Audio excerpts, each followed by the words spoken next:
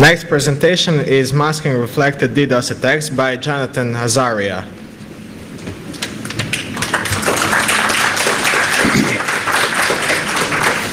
Okay, hi. Is this okay? Okay, great. Hi. I'm here to talk to you about masking DDoS attacks and how to try to protect against them. Okay, now we'll start with a short disclaimer. So my actions and opinions are not a reflection of my employers. Okay, the information in this presentation is for educational purposes only, and I'm in no way responsible for how this information is used by anyone who isn't me. Okay. And just to make this crystal clear, DDoSing someone without their permission is illegal. Yes, even if we call it stress testing. Okay. So, about. My name is Johnathan Azaria. Johnny works too. I'm a security researcher at Imperva in Capsula. Okay. What we do? Web application firewalls and DDoS protection, bot protection, and some other cool stuff. Okay. What I mainly do is security research around DDoS attacks. Okay. I research DDoS attacks, how to detect them, and how to protect against them. Okay. Now, how this talk is going to work. I'm going to talk a little bit about amplification attacks. What we saw some special phenomena, so I'm going to talk about that. Talk about what we found. I'm going to do some short technical overview and a demo. Now, talking about demos, I understood that the demo god is an angry god. So I tried practicing the demo for a while. It worked for this entire week. I did all these different modifications and kept on working. I used VPN, I used different networks, kept on working. Today in the morning I said, let's try it again, and of course it stopped working. So I have to use a backup I have, okay? So it's not going to be entirely authentic. Now, does anyone here does anyone here not know what DDoS is? No? Okay, great. So just a very quick intro. DDoS is short for Distributed Denial of Services. The major idea is to overwhelm the victim's data pipe, okay, to bring it to a point where you just can't do anything else besides handle the data you send towards them. There's some other methods where you try to overwhelm his CPU, overwhelm his connection table, and some other things. Okay, and one of the major things about DDoS attacks is it's very easy to execute. Okay, a lot of script kiddies do that. Anyone can do that. There are tons of DDoS tools out there. You can just download to your computer, press a few buttons, and that's it. It starts working, and you can flood a victim. And another thing, the industry of protection and mitigation against DDoS is worth a lot, over $1 billion during 2017. And there's also another industry around DDoS where you can actually have DDoS for hire. Okay, you can hire someone to attack your victim. You pay, you have all these funny subscriptions program. You have 1 month, 2 months, a lifetime, and all these different things. You can get a certain amount of concurrent attacks at the same time. You have 24/7 support and all these different things, okay? It's a very thriving industry. Now, let's do a very small presentation of what DDoS is. You have a victim. Let's say he has a pipe size of 15 megabits per second, and he wants to watch his favorite show, okay? Now, you gather around with some of your friends and you say, well, I don't like that guy so much. Let's stop him from watching this show. I'm going to show him what a true hacker looks like. So you get your friends, and each one of you don't have such a big bandwidth, each one of you, but altogether, you can sum it up to over 50 megabits per second, and now your victim can't watch his show anymore. Okay, so that's the basic idea around DDoSing someone. Okay, now let's talk about DDoS amplification attack. Okay, so this is a small presentation. So the idea is like this. when you talk about DDoS amplification, what you do is that you exploit a server that tends to respond with a response that's much larger than the request, okay, in order to amplify your attack against the target. In other words, the computer or the server that has the vulnerability isn't the one you attack. You just use it in order to attack the victim. Now, this is kind of special because you don't exactly see it. It's not very common in different attacks. Usually, if someone is vulnerable, you use that vulnerability against them. But this is not the case in amplification attack. Okay, now, there are some prerequisites for an amplification attack. You must have a service that responds with a very large payload, okay? So you send it a small packet and it responds with a very large packet. Usually when it's above a amplification factor of 5, so the response is 5 times larger than the request, then you consider it an amplification attack. You must work with a spoofable protocol, okay, because the concept is that you spoof the victim's IP. So if you work with a protocol that requires some sort of a handshake, authentication of any sorts, so it's not really possible. And the service must be open to the world. Okay, if it's opened internally, then you might be able to DDoS your colleague. But if you want to DDoS actual people in the real world, you have the service. You have to have the service open to the world. Now let's do a small example, just so that you see. This is what a hex dump of an NTP request looks like. And this is what the response looks like. Okay, in this case, you got the 17 amplification factor, but NTP can get up to 556. Okay, so that's a major amplification factor. Now let's do a small attack flow. Let's say you have an attacker and you have a victim. Now the attacker can send only up to 5 megabits per second. Now usually this won't be enough to cause any server to fall, right? 5 megabits per second is barely anything. So the attacker goes and shutdown, and he finds this bunch of nice NTP servers that respond to his request. Now, he can send a request to these servers while spoofing the victim's IP. The server will respond to the victim because this is UDP, so he thinks the victim sent this request.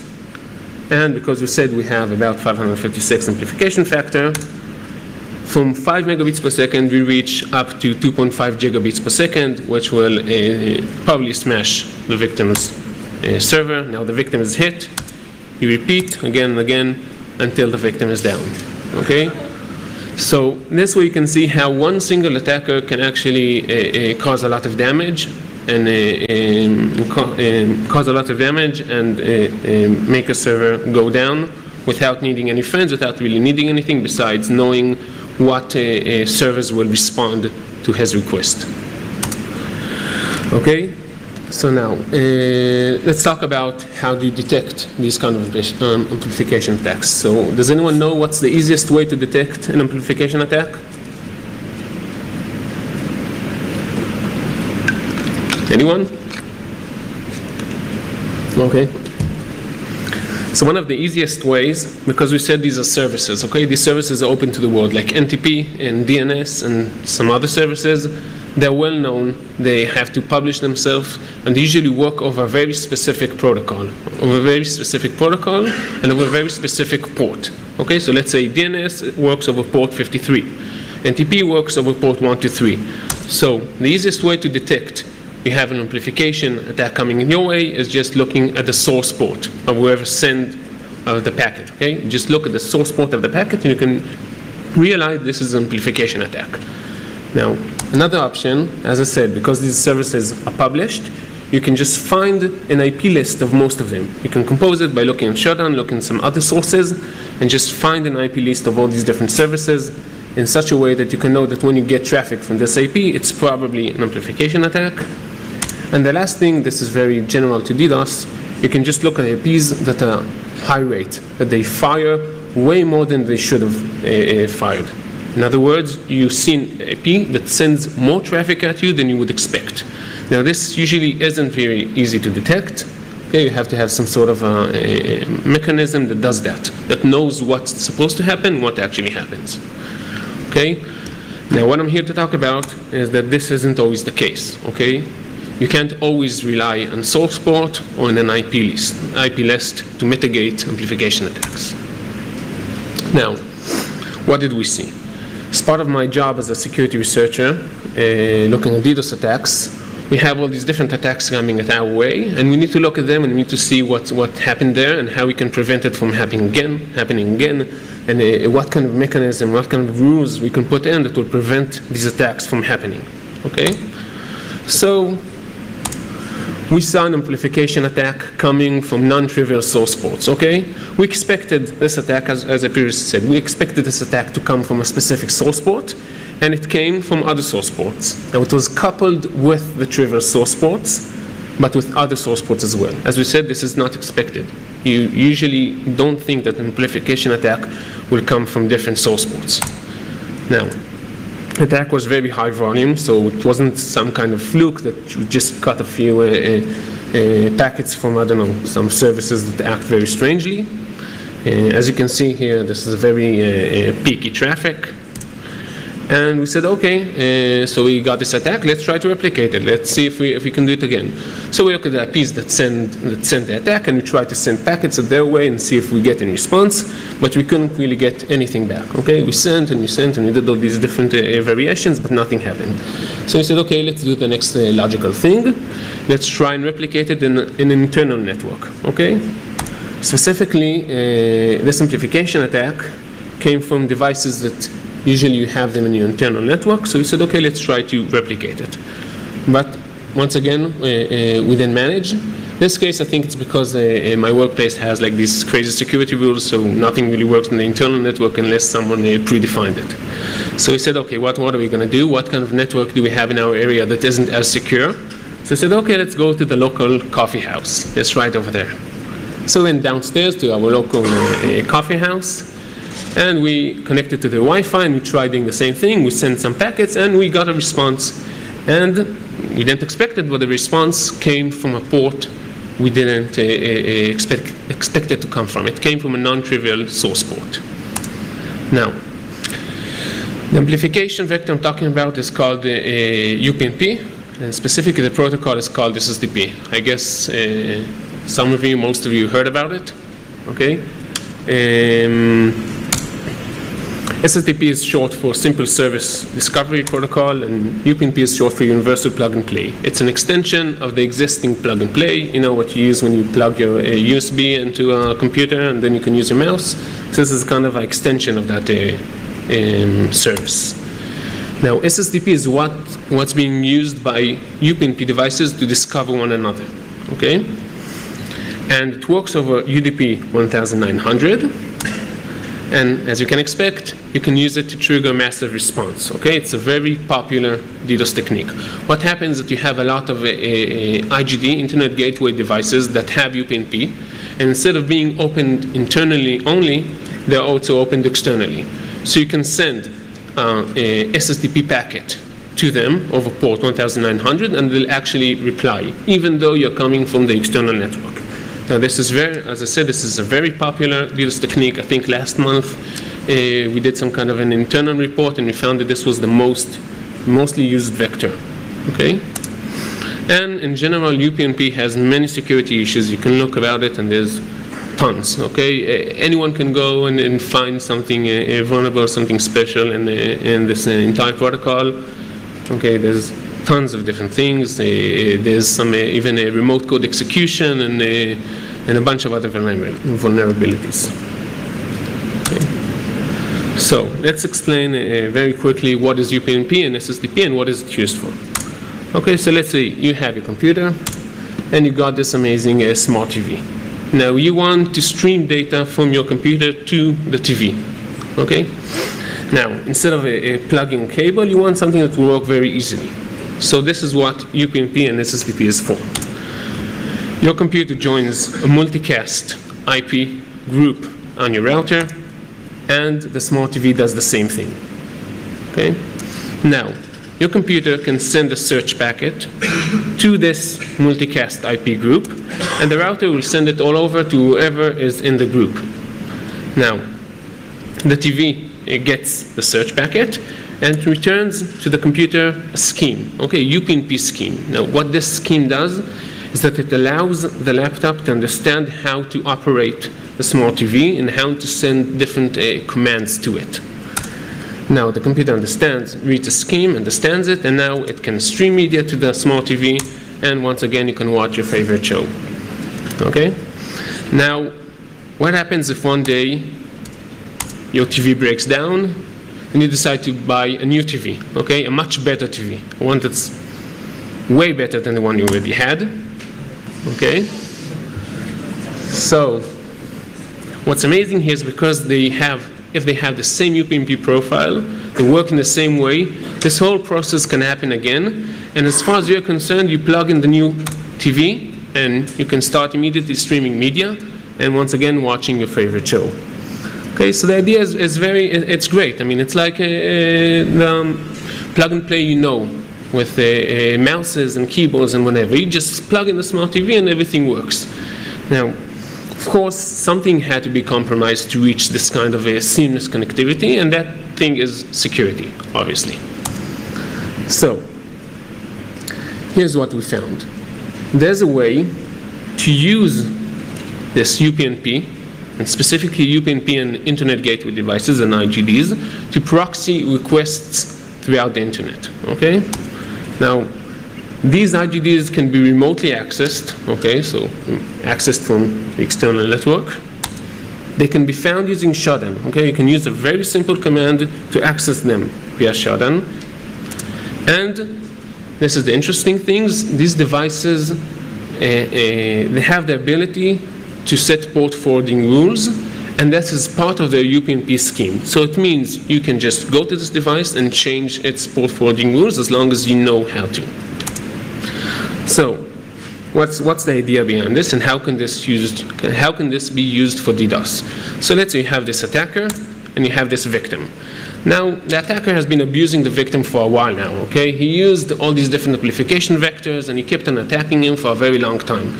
At some point, the victim was very tired, so he called his ISP, and he said, well, please block all these different ports, okay? Block traffic from port 53, from 123, from 111, from a memcache, which is 11, 211, and all these different ports. And he gave his ISP this huge list of ports, told him block everything. And not only that, he said, okay, I'm going to find out all these different IPs of all these different services. I'm going to ask my ISP to block all of them as well.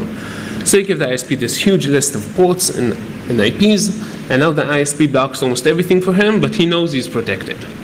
Okay?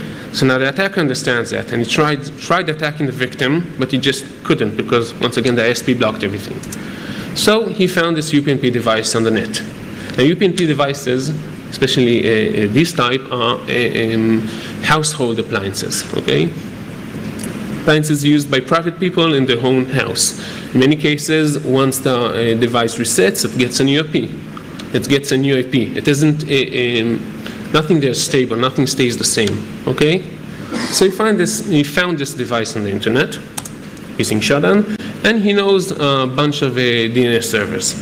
Now, as I said, the attacker can set a port forwarding rule on the UPnP device. What the port forwarding rule says, okay, so you can read it. What the port forwarding rule says is the following. Whatever request you get to port 1337, forward it to this DNS server over port 53. Okay, this is the port forwarding rule he set in. Now, what happens is that he can now send a DNS query to the UPnP device to port 1337. The UPnP device will forward that request to the DNS server. The DNS server will respond to the UPnP device, and because the attacker sent a request with a spoofed IP, the UPnP device will respond to the victim. Now the victim sees an attack coming from a port source port 1337, and from an IP he doesn't know. So he cannot be protected because he doesn't know the source port and he doesn't know the IP. So this way the attacker is able to overcome all the obstacles that the victim set in place. Now,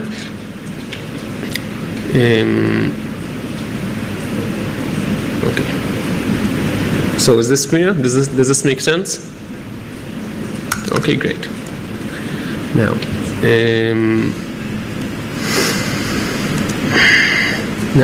the thing is that it doesn't have to be like that. Okay, you can even play with it a little bit more and do some other modifications. Instead of using one DNS server, okay, you can use, instead of using one UPnP device, you can use a bunch of UPnP devices, and you can set port forwarding rules on all of them to the same DNS server.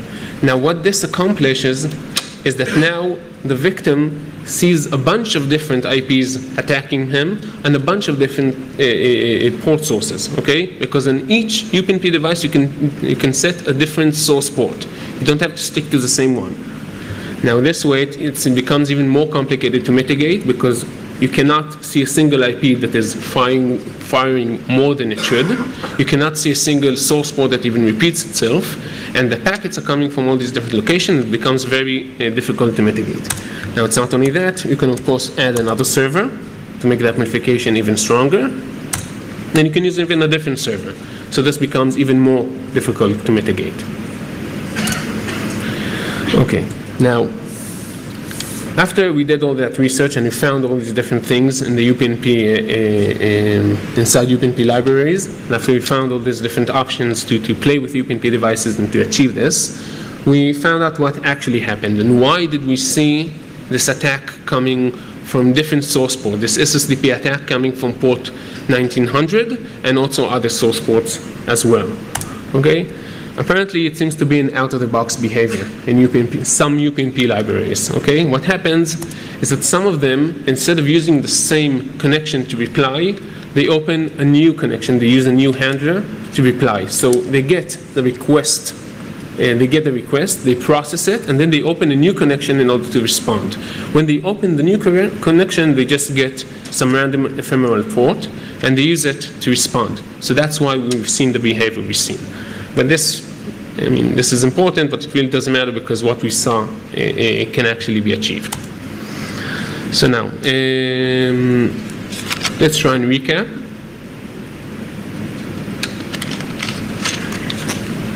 Okay, so UPnP devices can be used, IGDs that have UPnP can be used for SSDP attacks. The SSDP attacks, okay, come from port 1900, okay, and in some cases they come also from some other ports as well. This is an out-of-the-box behavior. What we found is that you are able to set port forwarding rules in such a way that intentionally the response will come from a source port that's different than 1900, and not only that, you can get a response not only from SSDP but from whatever amplification server you want to use. So now, this is a short technical overview about UPnP, in case something wasn't clear before that. So, UPnP stands for Universal Plug and Play.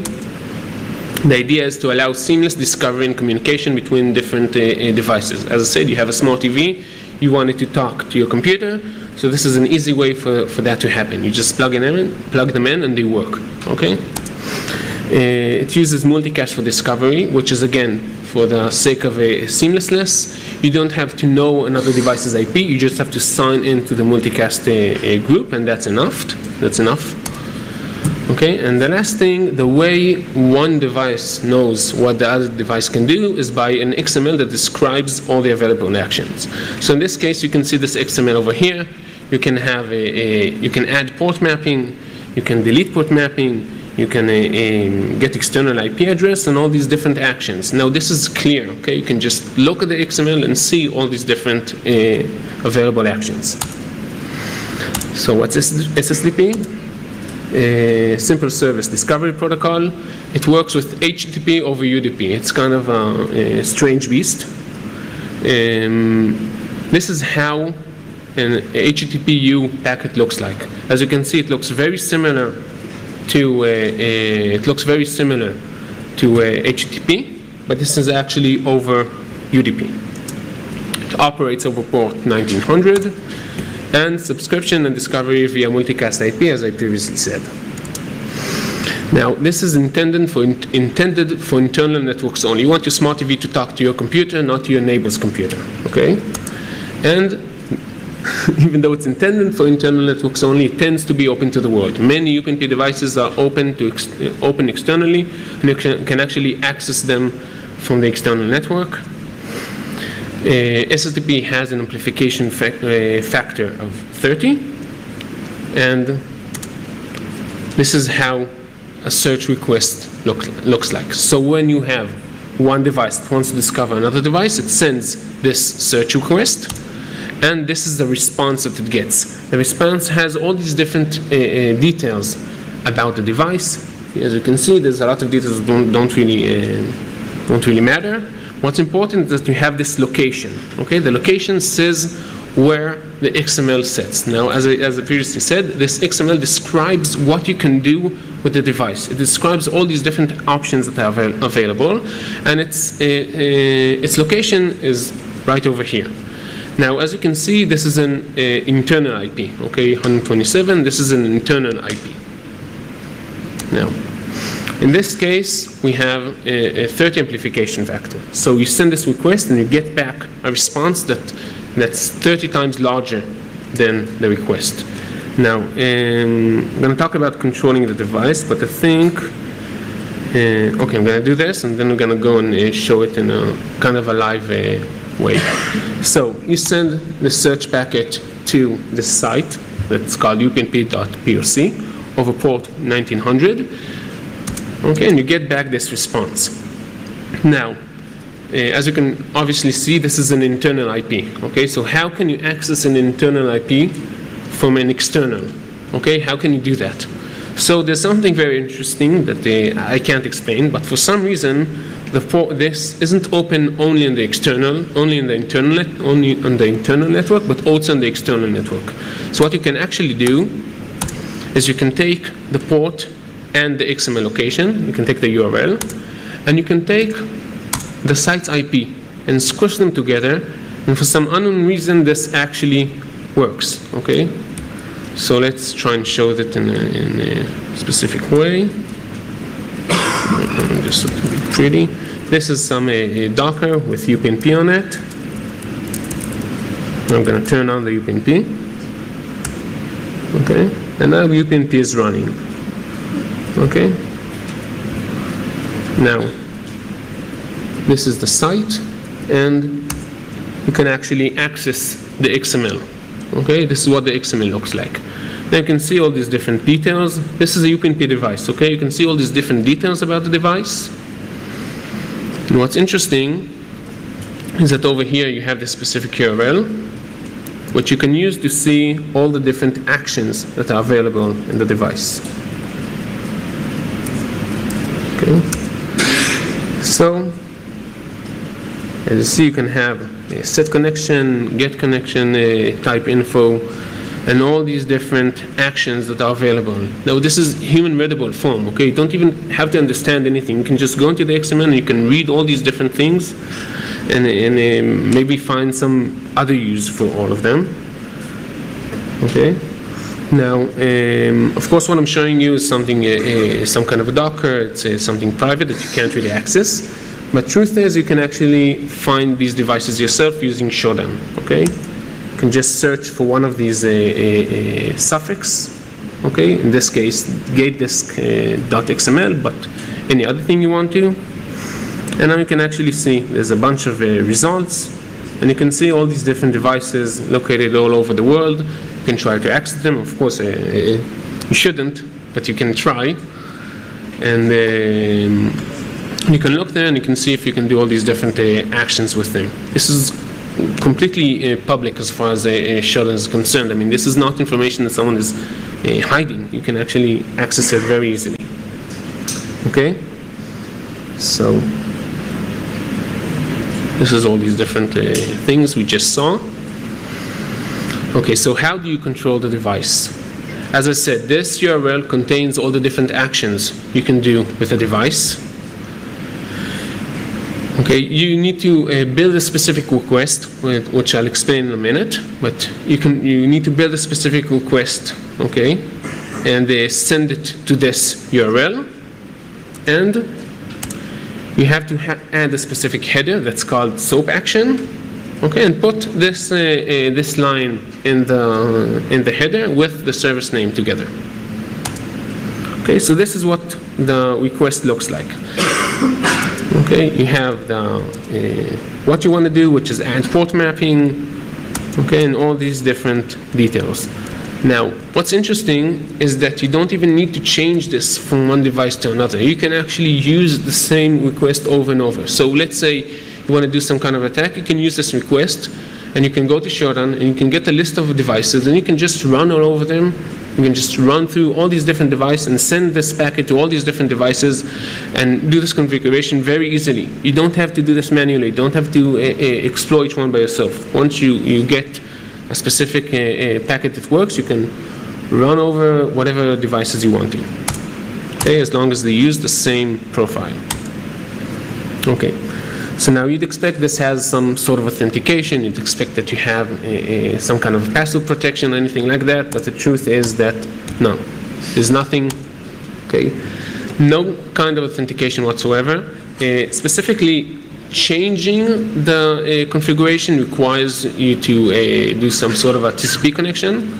But besides that, there really isn't anything. You can, if you find a device in the network, you can go to it and you can change it. Okay, it's very, very simple, very easy. Nothing is gonna stop you from doing that. Okay. Now another thing that I didn't explain. Okay, I think I'm gonna go back and show it. Is that specifically when we talk about adding port mapping? Okay, as you can see, this is new external port. Okay, new protocol. And this says new internal port and new internal client. Now what I talked about is proxying the request to an external port, right, 53, and an external client, which is the DNS server. But somehow this still works. Why is that? Because the devices don't even validate input. So it gets an IP, which is clearly external, but it's still going to use it anyway. It doesn't even check. It doesn't try to see if something doesn't fit. It just works with it, and that's it. Okay, so as I said, some devices validate input, other devices make sure to open ports to the internal network only, but that's the most you can hope for. Okay, there's really barely any kind of a protection on these devices. Okay, so now I'm gonna do the demo I talked about.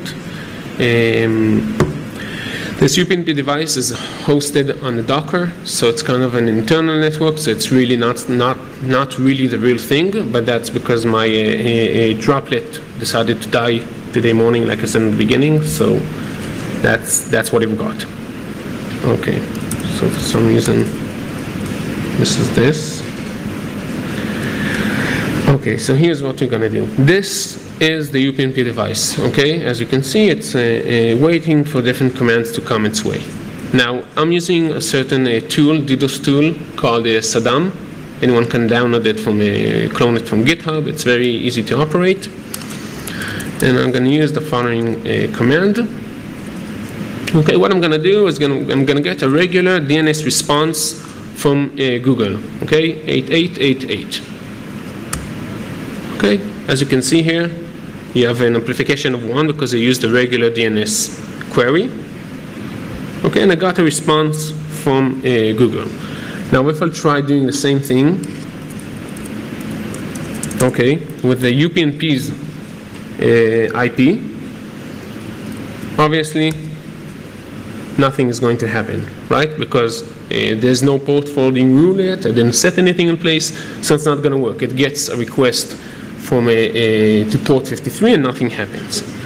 Now, here's what I'm doing. Here's what I'm going to do. There's another tool that downloaded from cloned it from GitHub as well. It's called part of a repository called the UPnP Hackmaster, and this specifically is a port opener. Okay, what I'm going to do, I'm going to give it the UPnP device's XML. Okay, I'm going to give it a port to operate over. So this is like the 1337 we recently saw. So it's 49152. I'm going to ask it to operate over UDP. And I want it to send whatever request it gets over UDP to port 49152. I wanted to send it to Google, okay, to 8888 port 53. Okay, so I'm going to do this. And as you can see here, let's make it visible. As you can see, the port forwarding rule was set in place, okay? UDP, this is the external port, this is what the device thinks is an internal port and IP, okay? Now, if I try sending the DNS query again, this won't work. Why? Because I need to send it to port 49152. So I'm just gonna edit the script. I wanted to do it this way so that it will be visible. Usually it sends DNS to 53 and I have to change it to 152, right? Yes. So now, just so that this will be clear, I'm gonna try sending it again to Google, okay? And of course, this won't work. Google doesn't understand what's port 49152. And when I send it to the UPnP device, what will happen is that the UPnP device is going to get a request, forward it to Google, get a response back, and then forward it back to me. Okay?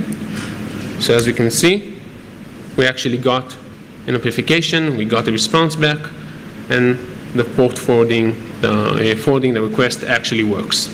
Okay? Great. So this sums up the demo. Is this understood? I mean, did anyone understand what's happening here?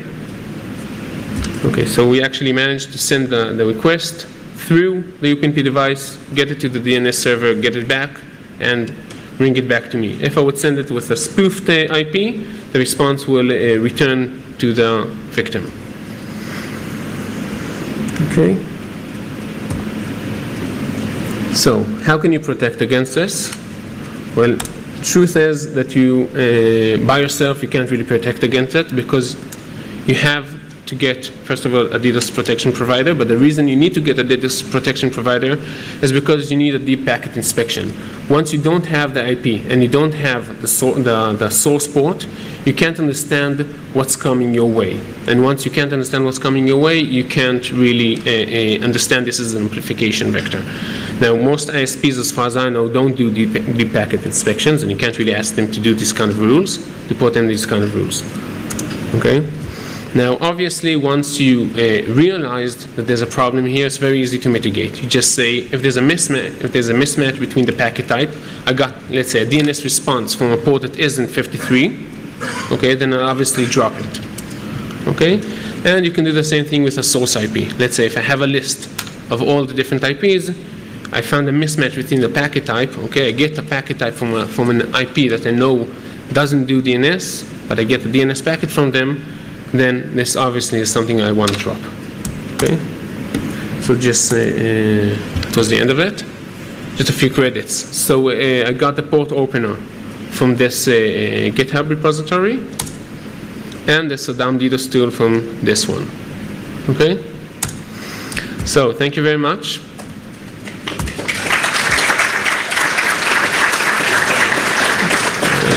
Questions, anyone? Yeah. Yeah, first, thanks for your talk. But from this reason, the ports will not be available on the internet, which raises the question of which vendors were affected, appear to contact those vendors, and which devices are out there having this kind of problem. Okay, so this is a very widespread problem. First of all, there's a bunch of devices that are vulnerable. We did not contact any of them because this is a well-known vulnerability. The UPnP devices being open to the external network is something very commonly known.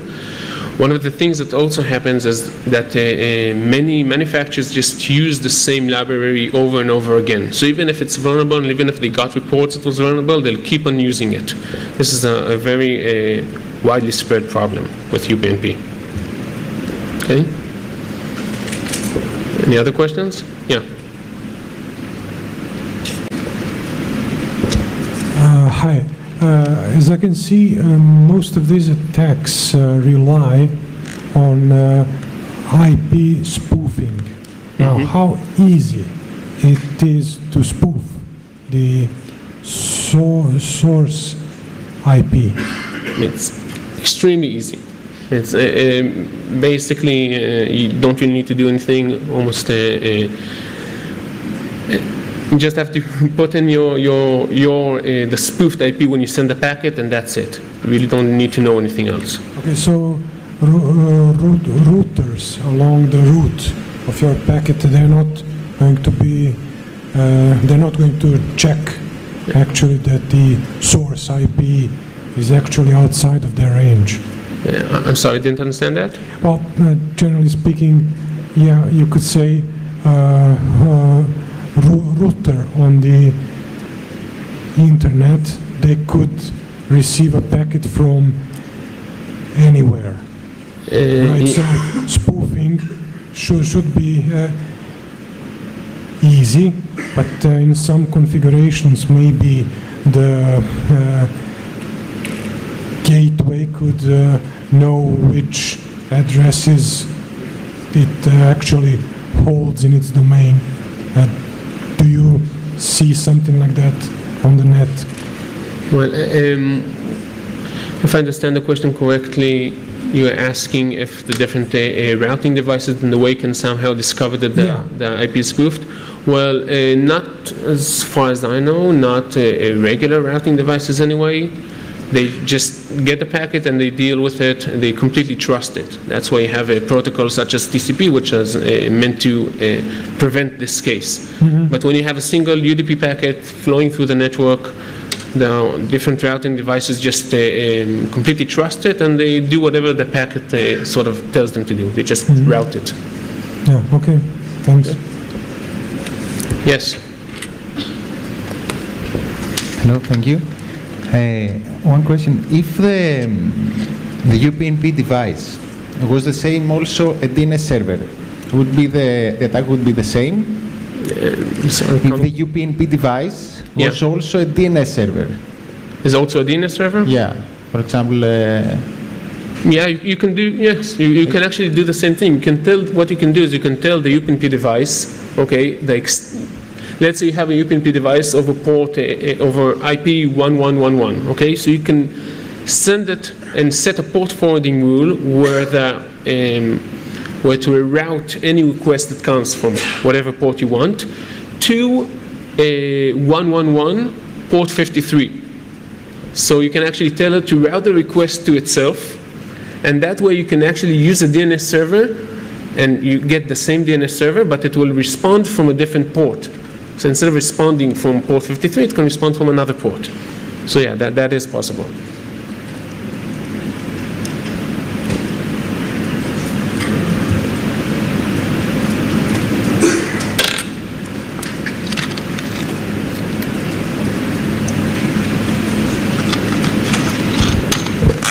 Hi. I will just have addition to spoofing. Okay, technically it's not a problem to spoof the packets, but at least in my country, ISPs are already discarding the packets. They have spoofed IP addresses coming not from the IP from my routers. So I guess it's the same all around the world, or it's different, because I know from our perspective when we tried and experimented with different ISPs, we get the same results. So it's really hard. You can spoof, but the packets are not forwarded to anywhere. So. Okay, I'm happy to hear. Whenever I tried spoofing, I never had any kind of problems, but I guess might be luck, or might be that specifically where I tried from, we didn't have that that kind of technique.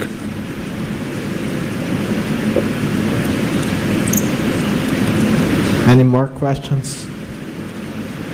Okay. Okay, thank you.